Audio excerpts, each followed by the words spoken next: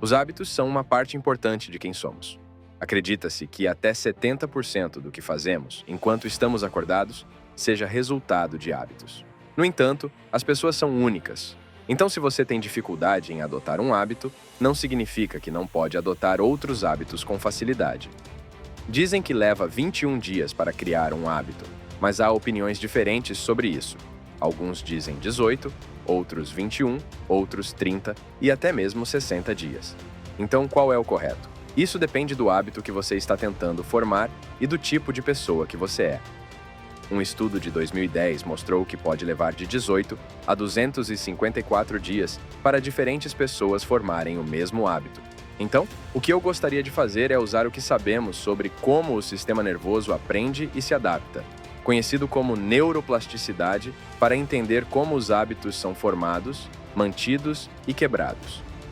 Quero compartilhar uma ferramenta específica da psicologia que vem da literatura científica. Cada vez que repetimos um hábito, pequenas mudanças ocorrem nos nossos pensamentos e nos nossos cérebros. Então, é criada a memória procedural. Mas, o que é memória procedural? Na ciência da memória, distinguimos entre dois tipos: memória episódica e memória procedural. Memória episódica é lembrar-se de eventos específicos, enquanto memória procedural é lembrar-se da sequência específica de ações necessárias para alcançar um resultado específico. Você pode pensar nisso como seguir uma receita, um conjunto de instruções, ou, para fins de comparação, como praticar um esporte, como nadar ou correr, e como você executa isso. Entrar no mindset da memória procedural pode ser muito útil para superar a resistência emocional que chamamos de fricção límbica. Como fazer isso? Um simples exercício de visualização pode ajudar, e não precisa ser feito com os olhos fechados em posição de meditação. Pode ser simplesmente imaginar a sequência exata de passos necessários para realizar esse hábito. Vou usar um exemplo simples, mas isso se aplica a qualquer coisa. Digamos que eu queira adotar o hábito de fazer uma xícara de café expresso todas as manhãs. Eu pensaria em cada passo: ir até a cozinha, ligar a máquina de café, preparar o café, passando por cada etapa do começo ao fim. Parece que esse simples exercício mental pode aumentar significativamente a chance de realizar esse hábito regularmente, não apenas na primeira vez, mas nos dias e semanas seguintes. Agora, vamos falar sobre outra ferramenta importante, talvez a mais poderosa, para adquirir e manter novos hábitos. Estou me referindo ao task bracketing, ou agrupamento de tarefas, e os circuitos neurais associados a ele são essenciais para aprender qualquer novo hábito ou quebrar um hábito existente. Em nosso cérebro, temos um conjunto de circuitos neurais conhecidos como gânglios basais. Esses gânglios estão envolvidos em executar ações, ou seja, fazer coisas específicas, e em suprimir ações, ou seja, evitar fazer certas coisas. Em experimentos, chamamos isso de decidir fazer ou não fazer algo. Algumas pessoas têm mais facilidade em realizar certas ações, enquanto outras acham mais difícil evitar fazer outras. Algumas têm muitos circuitos que ajudam a evitar ações específicas, o que as torna mais restritas em seu comportamento, mas podem achar mais difícil iniciar ações. Outras pessoas têm um equilíbrio entre os dois tipos de circuitos. O task bracketing envolve um conjunto específico de circuitos neurais dentro dos gânglios basais. Esses circuitos são responsáveis por marcar os eventos que ocorrem antes de começarmos um hábito e logo após terminá-lo. Em outras palavras, eles agem como um sinalizador para iniciar e encerrar um hábito, mas não são responsáveis pela execução do hábito em si. Isso é crucial porque o task bracketing determina se um hábito será influenciado pelo contexto ou não. Ele determina se um hábito será forte e provável de ocorrer, mesmo em condições adversas, como uma noite mal dormida, distração, falta de vontade emocional ou estresse.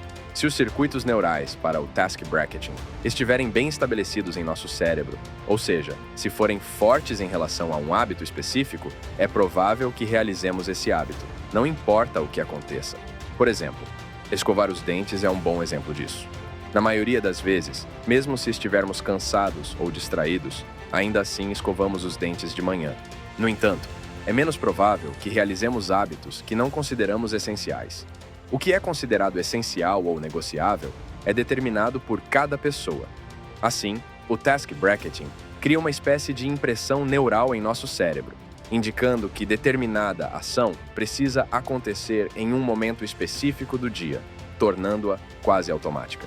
Se você está pensando em adotar um novo hábito ou quebrar um hábito existente, é útil considerar não apenas os aspectos procedurais do que você vai fazer, mas também os eventos que antecedem e seguem aquele hábito específico, e fazer um esforço consciente para realizar ou começar a realizar esse hábito. O que você está fazendo é focalizar um certo período de tempo ou uma série de eventos nos quais a dopamina pode ser associada. Como isso se parece na prática? Vou usar exemplos simples, mas isso se aplica a qualquer coisa. Digamos que eu tenha dificuldade em dedicar 30 a 60 minutos para fazer exercícios cardiovasculares de manhã. O que devo fazer é pensar positivamente sobre o começo e o final dessa sessão.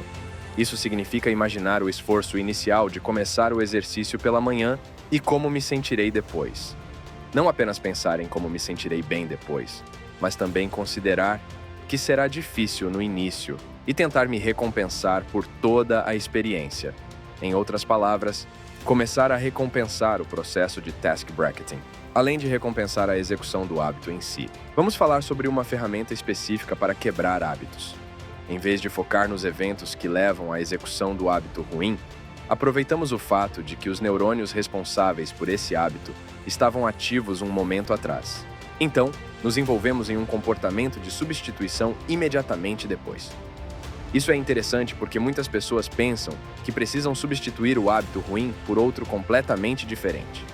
No entanto, descobrimos que o período logo após a execução do hábito ruim é uma oportunidade única para inserir um comportamento diferente, que não está alinhado com o hábito ruim. Vamos dar um exemplo. Digamos que você esteja tentando se concentrar no trabalho, mas pega o telefone e se distrai. Em vez de simplesmente voltar ao trabalho ou colocar o telefone de volta imediatamente, o que pode ser difícil se você já estiver envolvido nesse hábito, você se envolve em outro hábito positivo imediatamente. Isso tem dois efeitos principais. Primeiro, você começa a associar a execução do hábito ruim com o novo hábito positivo. Isso recruta outros circuitos neurais, ajudando a desmantelar a sequência associada ao hábito ruim.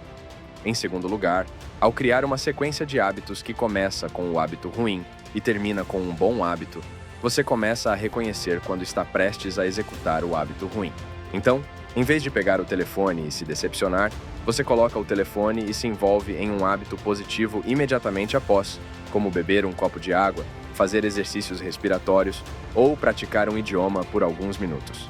Isso interrompe o padrão do hábito ruim e ajuda na criação de uma nova sequência de hábitos. Sua mente é incrível e aqui no canal Mind Office vamos te ajudar a desenvolvê-la e a evoluir. Até o próximo vídeo.